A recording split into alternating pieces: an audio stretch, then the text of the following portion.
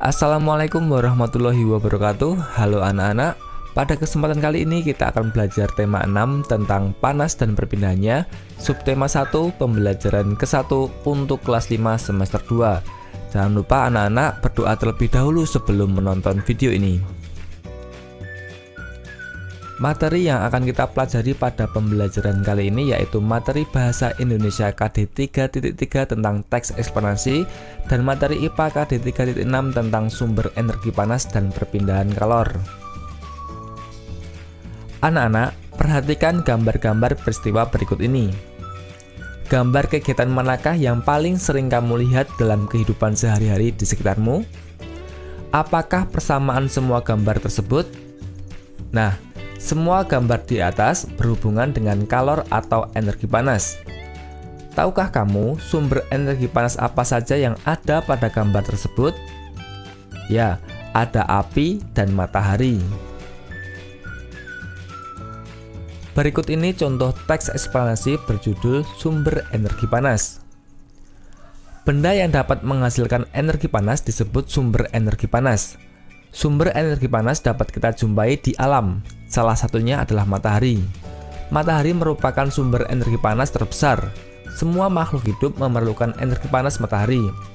Energi panas matahari membantu proses pembuatan makanan pada tumbuhan yang disebut sebagai proses fotosintesis.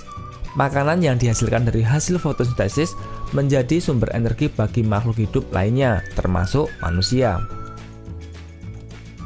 Energi panas matahari dapat menerangi bumi sehingga udara di bumi menjadi hangat. Dalam kehidupan sehari-hari, energi panas matahari dimanfaatkan dalam berbagai kegiatan manusia. Misalnya, panas matahari digunakan untuk mengeringkan padi setelah dipanen, mengeringkan garam, mengeringkan ikan asin, bahkan untuk mengeringkan pakaian yang basah. Cobalah kamu gosokkan kedua tanganmu selama 1 menit. Apa yang kamu rasakan? Sekarang ambillah sebuah mister plastik, kemudian gosok-gosokkanlah pada kain yang kering selama 2 menit. Lalu sentuhlah permukaan mister plastik itu. Apa yang kamu rasakan? Setelah kamu melakukan 2 kegiatan tersebut, apakah kamu merasakan panas? Energi panas dapat dihasilkan ketika terjadi gesekan antara 2 benda.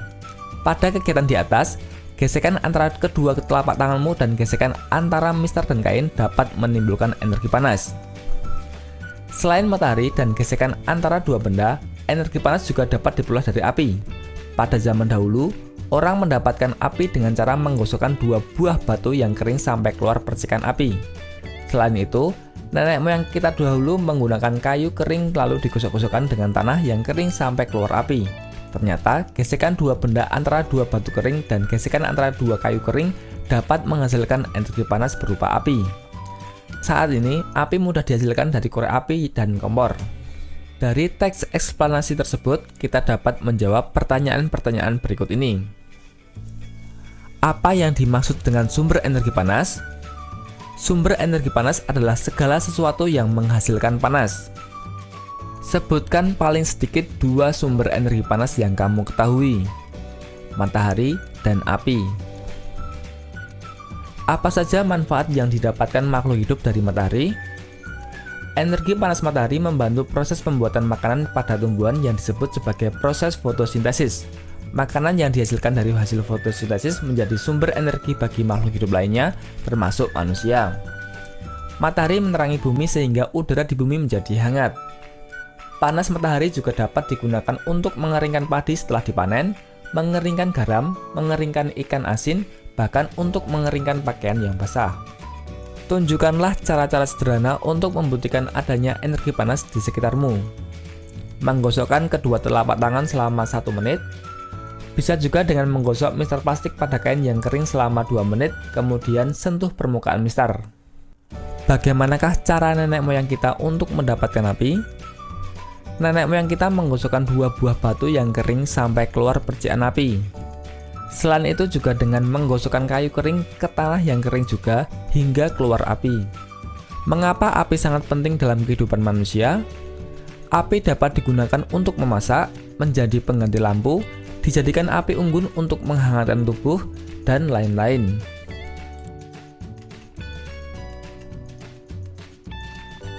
Udin, saya pernah melihat gambar di buku tentang bagaimana orang-orang dahulu menggunakan 2 buah batu untuk menghasilkan api. Kelihatannya sulit sekali untuk mendapatkan api ya.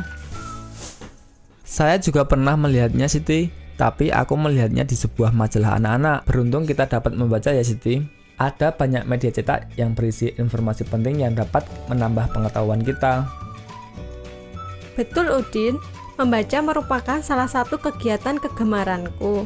Kita beruntung, tidak hanya mudah mendapatkan informasi, tetapi juga tidak perlu repot mendapatkan api sebagai sumber energi panas untuk kegiatan kita sehari-hari. Sumber energi panas ada di mana-mana dan sering kita jumpai dalam kegiatan sehari-hari. Misalnya menanak nasi, alat yang digunakan panci dan kompor.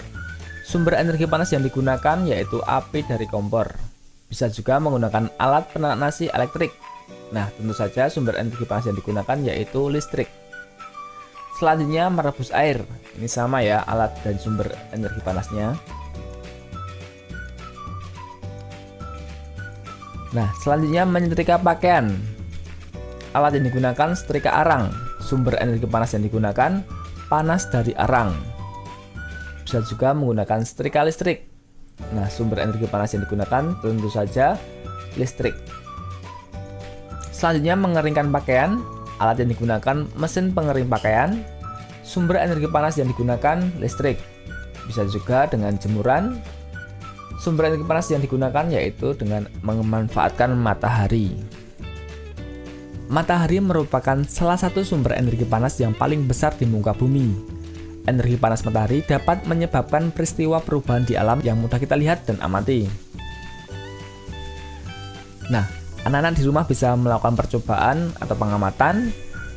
Misalnya gambar 1, es batu ditaruh di bawah sinar matahari. Gambar 2, es batu ditaruh di dalam ruangan. Dan gambar 3, es batu ditaruh di dalam lemari. Nah, nanti anak-anak bisa menjawab pertanyaan-pertanyaan berikut ini. Bagaimana ukuran es batu pada ketiga pada tersebut? Manakah es batu yang akan mencair terlebih dahulu? Mengapa? Jelaskan alasanmu. Dapatkah kamu menarik kesimpulan dari kegiatan di atas? Nah, itu silahkan dicoba di rumah. Sekian pembelajaran yang dapat saya sampaikan, semoga bermanfaat. Sampai jumpa lagi dan terima kasih. Wassalamualaikum warahmatullahi wabarakatuh.